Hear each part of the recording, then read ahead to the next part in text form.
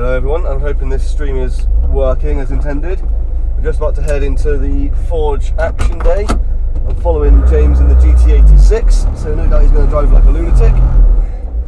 So back in the Freelander, obviously out today for Forge. It's a bit different, it's not a car, well it's not a 4x4 show, but I do enjoy the shows at Coombs, so I come here quite often.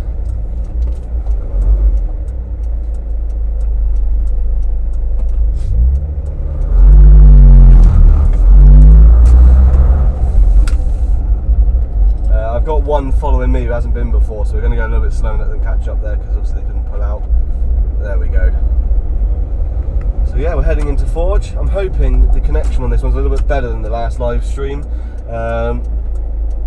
Like I say, we're in a bit of a better area now, so we're not so remote. And I'm doing it through the laptop, so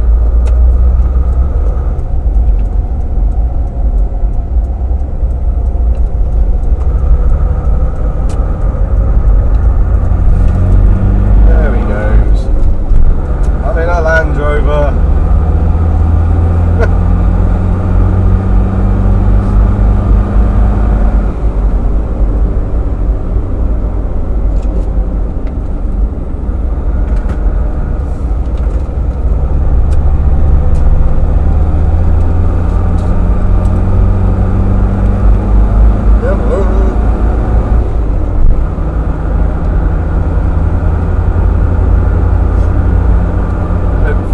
This isn't getting in the way too much, and you've got to keep these on when you enter the circuit. It shows you obviously you're part of the show, so hopefully it's not getting in the way of me too much.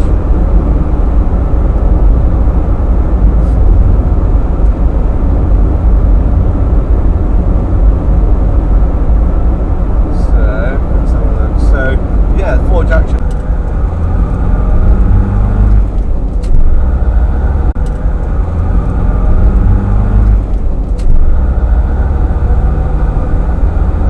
I do apologise that my signal's not the best. I may be looking into more permanent solutions going forward. Having sort of Wi-Fi built into the car or something along those lines to give you a much more stable, strong connection, which will allow me to do more of what I want to do, which is live streaming, driving, being a bit more interactive with you guys, because obviously normally I record stuff and it comes out a couple of weeks later, so I wouldn't mind just doing a bit more live streaming and sort of interacting more and looking at comments, what's going, and generally just a bit more. It gives me, it's like another avenue to kind of go down, really. And it's one I've wanted to explore for a while, because I do like that. I do feel that sometimes the channel can feel a bit cold. I try and be relatable in my videos, but I wouldn't mind having a bit more interaction there with the people that watch it and discuss with them the kind of content that they want, and just general chit chat. It's something that I think would be good for the channel. So yeah, we'll see how it goes.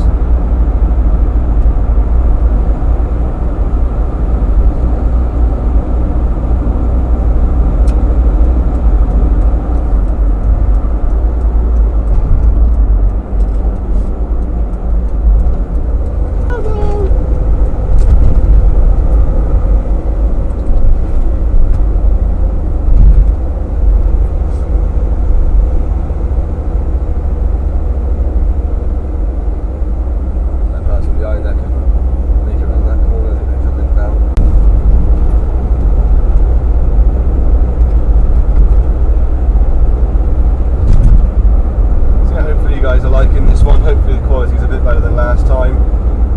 It seems like the stream health is a little bit higher, so it might freeze every now and again, but I also need to sort that camera out. I set it manually to 1920 today by 1080, which should keep it landscape, but it seems to occasionally flicker back round to portrait again, so I will look at that. But yes, almost there now, just going through Yatton Kennel. So once we're through here, we're entering through the purple gate today. So I believe that's the one on the far corner. So yeah, I believe we're entering through the purple gate. Just the queue for it already. Bloody hell.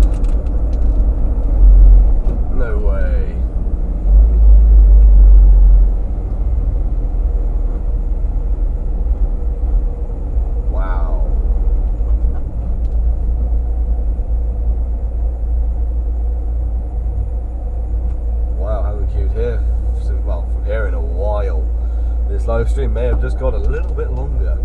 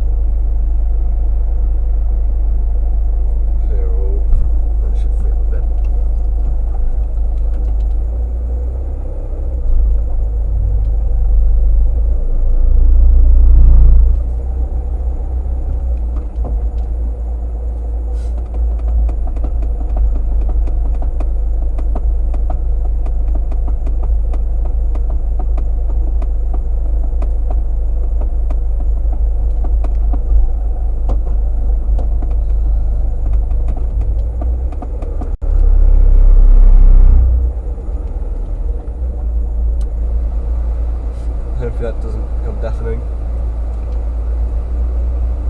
Oh dear,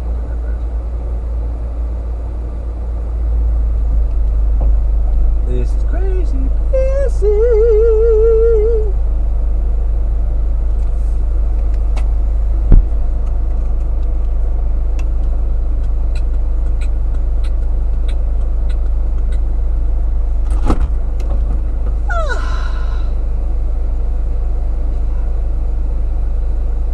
Hopefully you guys are having a good day. Hopefully you're enjoying this stream. Now we're not moving as much.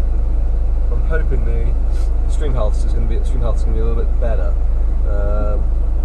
Just we're not moving so much, so the phone's not jittering around its signal. But yeah, I think what is it? 2. Yeah, hopefully it's a little bit better now. It's smoother.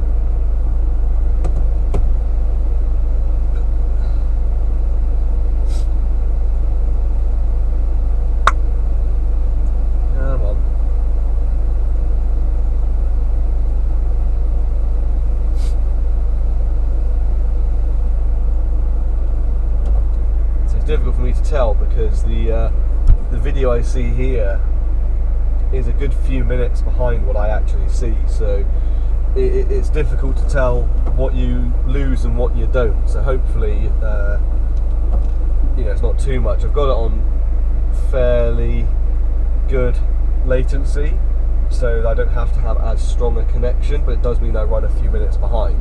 So hopefully, like you say, hopefully you guys don't struggle too much with that. Like I say, if you put a comment up, it might be a little while before I answer because of that latency. So yeah, sorry if I don't reply immediately to it.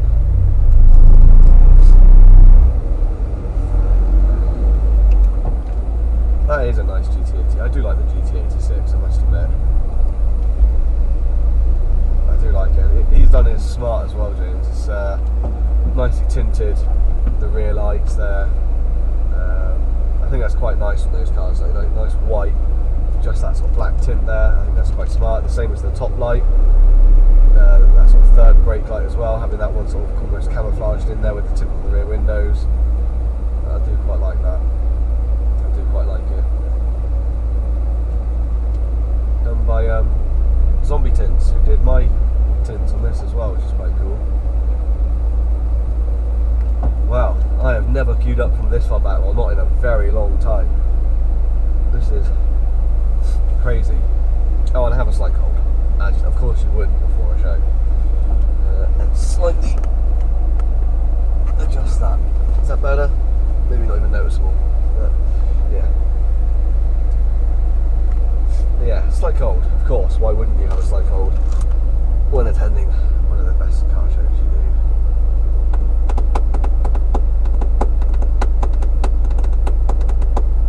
Yeah, sorry, not the most entertaining. I was hoping to get straight to what. Sorry, my mic's now here. And I keep out with the elbows, so sorry if there's a bit of noise there. But I moved the mic down to here. When it was up on the roof, obviously had the CB aerial up there. The twanging would become deafening. I've got a shorter aerial now, and it doesn't tend to tap as much. If it does, it's not such a loud noise. Whereas it's a bit shorter, it doesn't twang. It kind of just goes. So. Hope that won't be such an issue going forward if I decide to also record more off-roading in kind of tight and close spaces.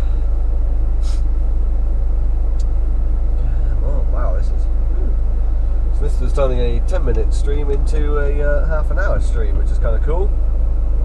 But I'm not seeing much in the way of like highly modified cars though.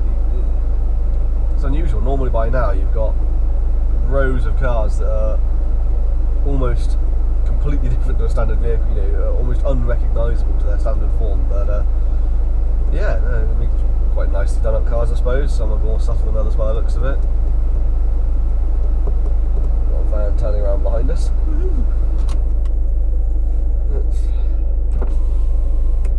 Get some fresh air.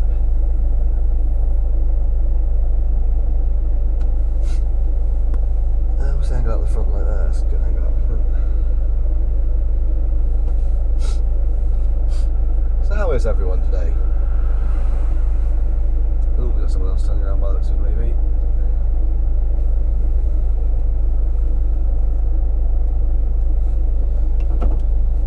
Yeah.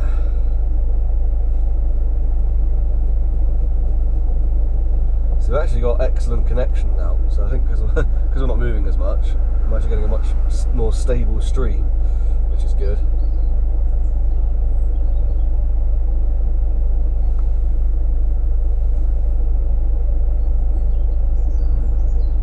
Them.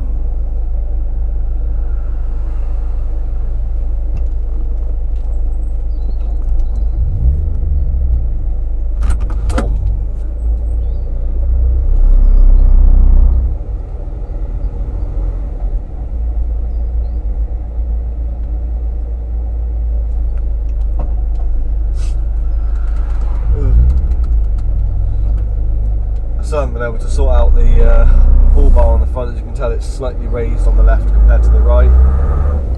It's just the bracket that I had made up, you know, 6mm thick steel, and it got slightly bent at milling, and I'm just finding it so difficult to kind of get it back straight. I mean, I might take it back to the person who did it for me and get them to just try and straighten it out because they've got a proper forge. So it might be something to look into because someone doing the old pop and bang.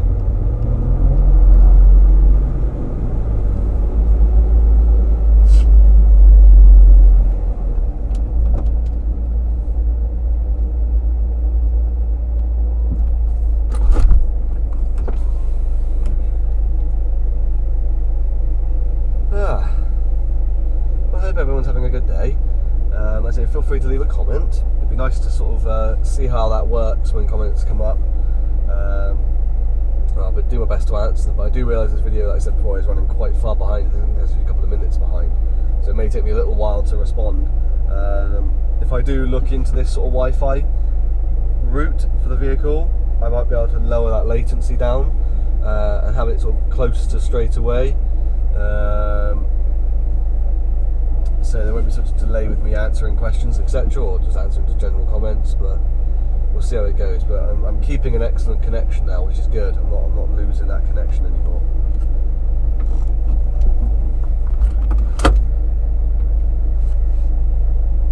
See a couple of bits. I can see a very big truck of some form behind me.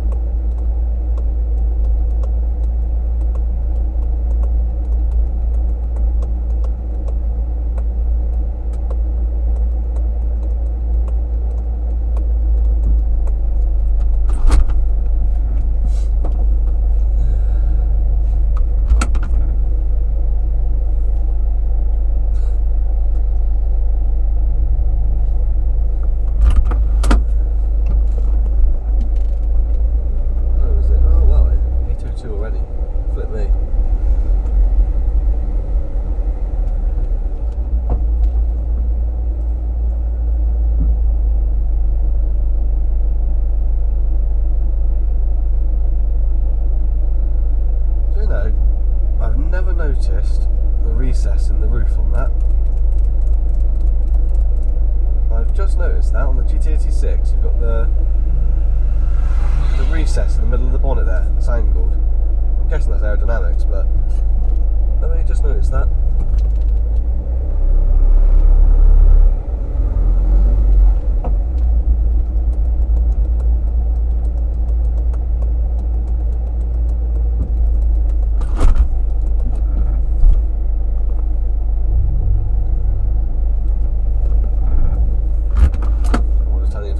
Traffic cam, reporting live the traffic into Forge for those entering the circuit.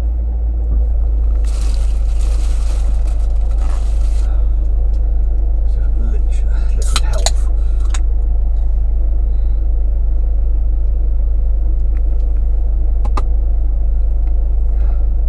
Hopefully you can't see that on the screen. I'll know in a few minutes when I see it on there.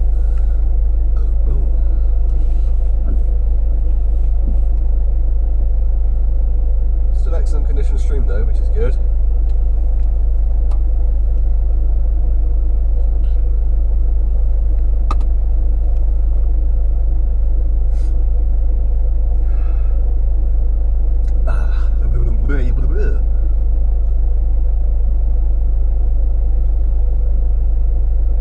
Right, so concurrent viewers one.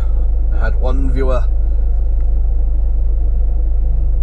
So we get onto the circuit, hopefully we'll see a few of the nice cars as we're driving through.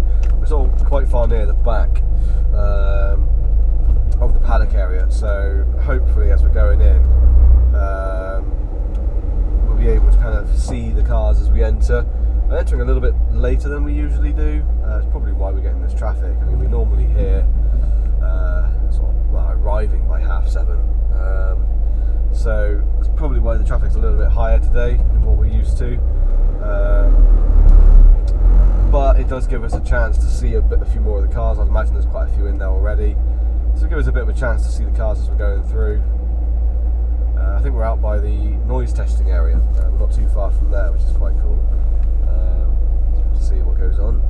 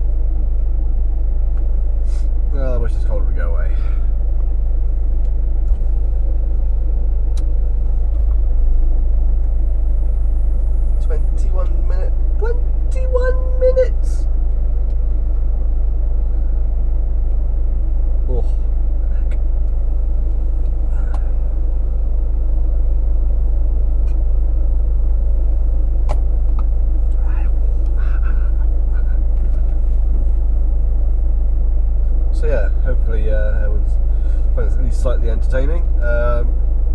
Like I say, you have to let me know in the comments if you are a regular member of the channel, you know, my usual followers, or if you're someone who's just turning up because I put Forge Action Day in the title.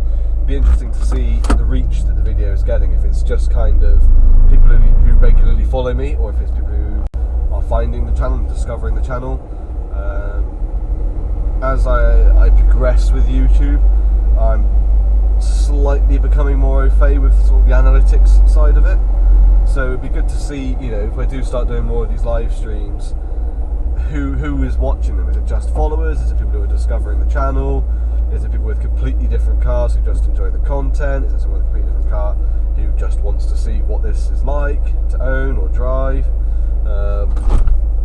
You know, I've had a long time ago, I was in a petrol station heading towards Bath, and you know, a guy in I think it was a modified Golf turned up saying he watched the channel. So that was really surreal back then. You know, that was sort of, you know, only a couple of hundred subscribers. So yeah, that was a bit of a I think that was the first time it kind of shocked me. I was like, oh, you don't even own one.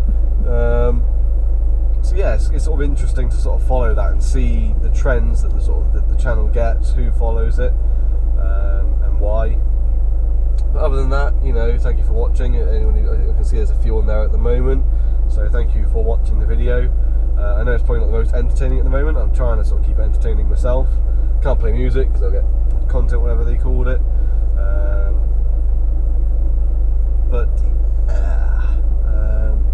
yeah, hopefully you're enjoying this. Like you say, when we get to the circuit, it'll be a bit more entertaining. But I just thought it'd be something to just experiment with and just see what it'd be like to live stream into the circuit, getting in and showing the process of getting there and all the cars that are there when you're turning up. Because most people, when they turn up to these shows, you know, as the general public just coming in, everything's already done and set up. So I want to show a bit more behind the scenes of what it's actually like to get to these shows. You know, I do a good 3 or 4 here a year at Coombe. I do others around the country as well. So it's a bit more of a behind the scenes look at what it's like to sort of get to these places and take part in these shows. The early starts.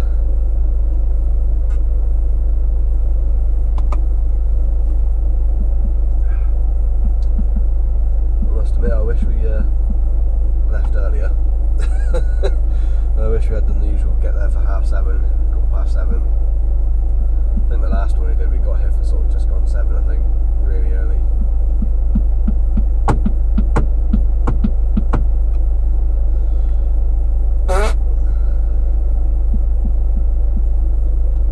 Surprised no one's on the CBs, unless just no one's talking.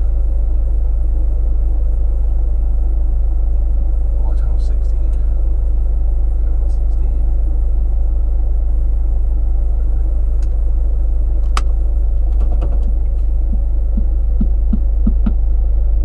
I may have also realised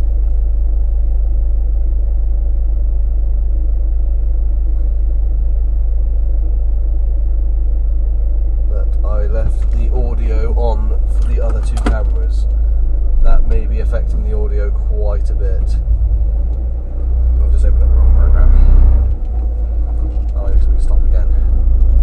I've just realised that I forgot to turn the audio off on the dash cam and the other camera, so that might be affecting it. So I do apologise, guys. That's probably going to have affected the stream quite a bit. We live and we learn. I just realised that.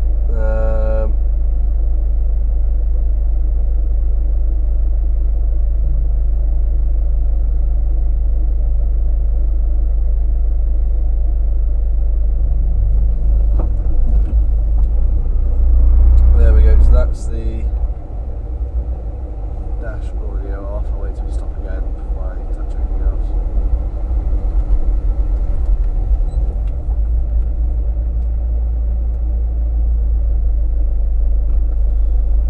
There we go. Hopefully that's fixed that. I do apologise, guys. I've just literally just thought of that just then. So you've probably had the very poor audio of that one coming through, as well as everything else. So I do apologise about that. Just noticed that. I'll have to go back and watch it tonight when I finish here and see what how that's affected it. I do apologise, guys. Normally I only use the Blue Snowball here for audio because it's a lot more crisp. So yeah, no, I do apologise about that. That's a bloody shame, isn't it? That could have ruined the stream. Is that someone who's broken down on the way in? That's actually quite a nice car.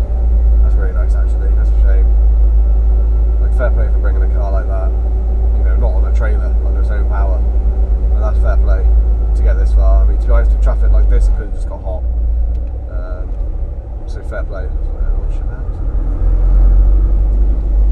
Yeah, that's nice. That's really nice. It's a shame. I like that. So we're getting close to the circuit now. We are Purple Gate, so it's the Blue Gate will be the one just around the corner, up by sort of Sabre Tuning, etc. We're going past that onto the sort of sharp corner. We turn left and go through the Purple Gate.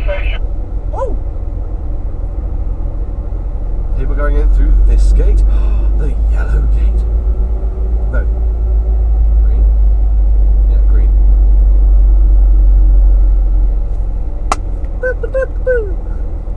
Getting those pre-show jitters.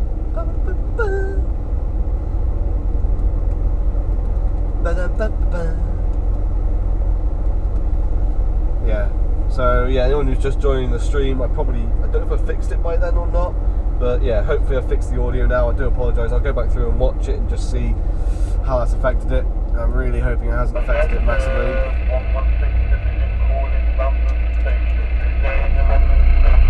I'm going to turn that off because that sounds like someone doing a call for assistance. I don't want that coming over the air. That'd be a bit awkward and a bit unfair on them. I'll turn that off, and it'll be giving away their location as well. Even if you couldn't hear it very well, it'd be uncouth.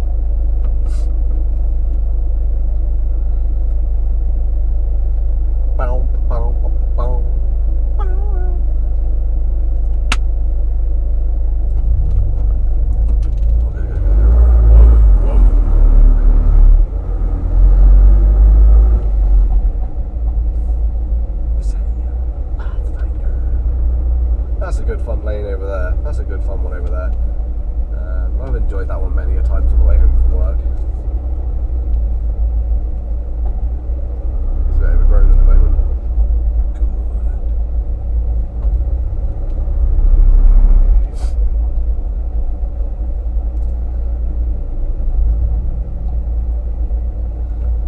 Good. Yeah, if you could drop James a follow, I'm sure he'll appreciate it. He's the one in the GT86 in front.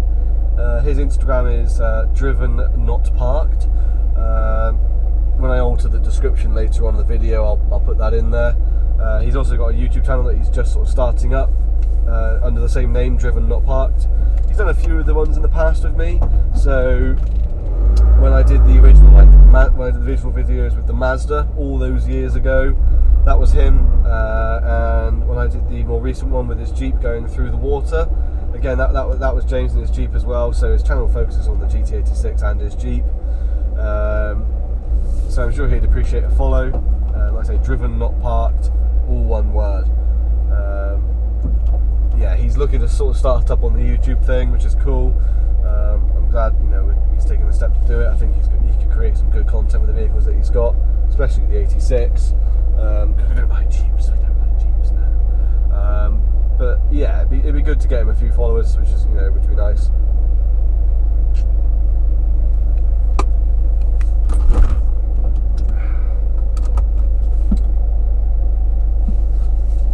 Yeah. So yeah, anyone who's watching the stream at the moment, you're quite lucky. You're probably going to have the better audio than the people earlier on. Like I say, I hate the audio on this dash cam. The video is fantastic, but the audio is crap. So when I was driving down the road earlier on, it was probably really crackly. So yeah, that sucks. But what can you do? Hey, what can you do? We live and we learn from these things. I was setting it up quite quickly, trying to get ready, so I forgot to mute them, which is annoying.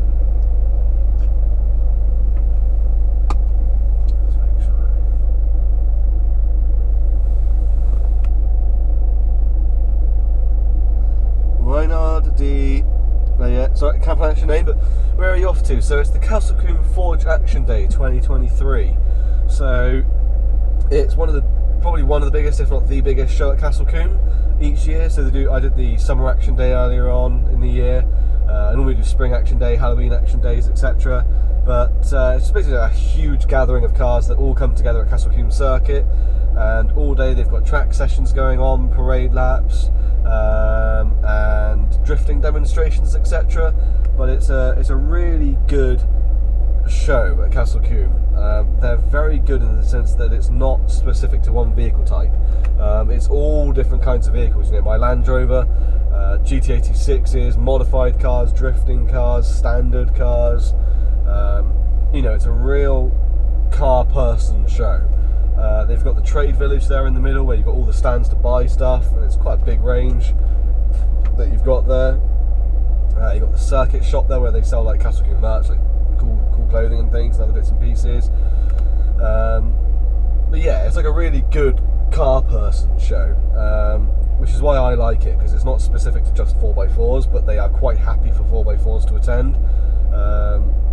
Anything and everything, which is why I really like it. It's a really good atmosphere. It's just car people there, which is nice. People who are interested in, who might own one vehicle but are just interested in anything. So even the Land Rover like mine gets attention at these kind of shows. You can be parked next to a GT86, some modified Hondas, a Merc, and all of them will get attention. Whereas I think if you go to some other just 4x4s, they either like Land Rover or they like something else. So they might ignore one and then go to another. You know, that's not always the case. It's quite open, you know, quite a few shows. You know, I quite enjoyed Billing. That was quite a nice open show. How to engage 4x4 mode in Freelander? I do have Freelander 1 3-door. Oh, similar to mine. So with these, you don't do it yourself. So the 4x4, mine is currently 2-wheel drive. The prop is off at the moment.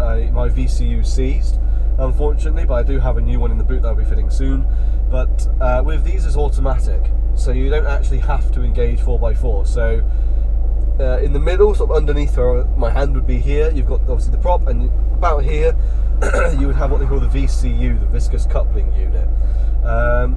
So when you're just driving along the road, you're normally about 80% front wheel drive, 20% rear wheel drive. As the front wheels spin, if you like lose traction, that spins up the front prop, and the viscous coupling unit, as it says, is a viscous unit. That will get thicker, so the liquid inside there tightens, and as that tightens, it drags that rear prop along with it. As that happens more, the drive changes from 80-20 to more closer to 50-50, and that's how the rear wheels engage. So you'll often see if Freelanders are off-roading, they will lose traction, the wheels will begin to spin, and then suddenly they'll pull away again. And that's as those rear wheels start to catch up with the front as that viscous unit tightens. So you don't have to worry about doing it yourself. It's not like Discovery's Defenders where you're playing around with levers trying to engage 4x4. It will do it for you, basically. Obviously there are advantages to the Defender and Discovery setups, and you can have diff lock, etc., which is obviously extremely useful when off-roading. Off he goes. That does sound nice. But yeah, so you can, with these, Quaife, really fantastic company and something I'm really looking into, do a limited slip rear diff, which would massively improve off-road driving. So typically with the diffs on these as standard, the wheel with the least resistance is the one that gets the power. So if a wheel comes up in the air, that one will be getting the power. So you're going to spin a wheel that's just up in the air. The Quaife one with the limited slip, the tyre with the most grip will get the most power. So if you're going along sort of quite obscure terrain, and one wheel lifts up at the rear, the wheel that's on the floor will get the power instead. So it would transform the drive of the vehicle. So that is something to look into. And I have heard rumblings that they have done that on the front as well. But I think that's more custom work. I don't think they market that off the shelf. I think that's something that you kind of have to ask for, but I'm not too sure, so don't take my word for it. But yeah, good question. Like I say, hopefully I've answered it properly. Hopefully that makes sense. So that's how the 4x4 system works. But yeah, going back to the first one, it's the Castle Combe Forge Action Day 2023. Ooh, that sounded nice. And like I say, when we go in, you'll see a bit more of the show as we drive through. It goes on here and the kind of cars that show up. We're almost to the first gate and we're going in through the second gate. So we're almost there, 5 or so minutes. Also, my laptop's low on battery. Should have checked. Was extremely appreciated. So yeah, they got a new front prop out to me. I just need to look into a few other ways of doing the work, because I might just do a complete overhaul on the system. Like I say, I've got this reconned VCU, I've got the new front prop because that got mangled to the VCU. So yeah, I'm going to look into doing it properly, I think. But yeah, it's just something to look out for with the VCU. They are absolutely fantastic units until they're not. You know, they work absolutely fantastic, and then if they do seize, it takes a while. I must admit, I was rather aloof about the issue, but I decided enough was enough, and I needed to kind of commit to getting the parts in, etc. Because VCUs are not cheap, and yeah, got it swapped out. What you would notice is when you're reversing and you're going around corners, it just feels very tight, like the car's tightening up, and that's what I was getting. So it needed to come off.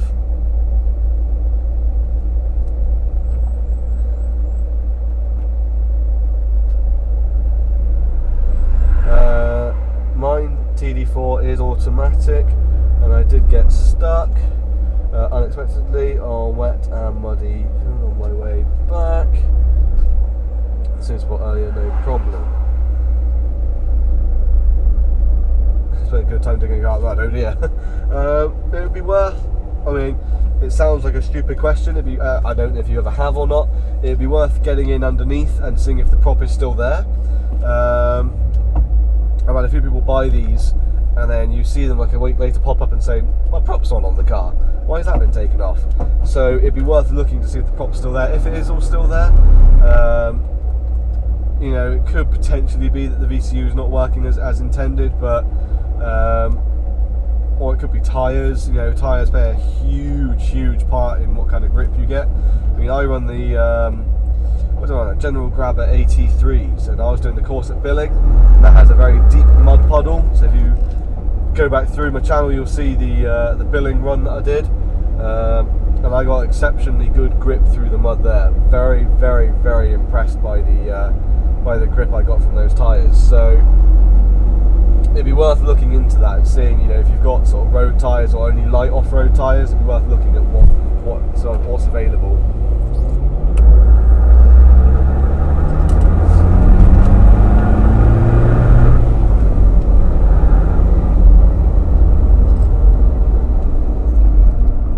Straight back to the next queue.